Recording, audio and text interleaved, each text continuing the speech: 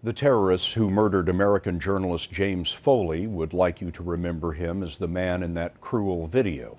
His parents want you to know who he really was. Here's Jim Axelrod.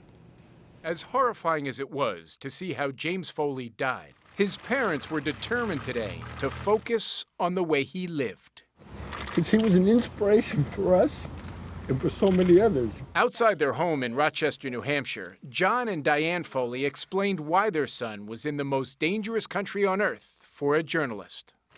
He just had deep courage we're struggling to summon. You know, Jim wanted to witness. He wanted to bear witness to all the suffering. Well, why do firemen keep going back into the blazing homes? Because it's their job. And he felt this was his job. This was his passion. On his Twitter feed, there is plenty of what Jim Foley's eyes gave us. A way to safely see the violence of a deadly civil war. But more striking in these days after his death is what his heart provided.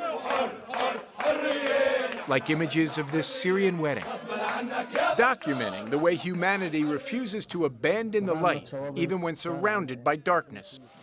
That's what President Obama referenced today. The world is shaped by people like Jim Foley and the overwhelming majority of humanity who are appalled by those who killed him.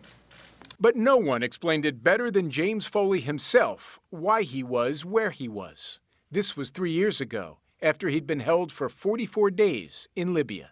I believe that frontline journalism is important. You know, without these photos and videos and firsthand experience, we can't really tell the world how bad it might be.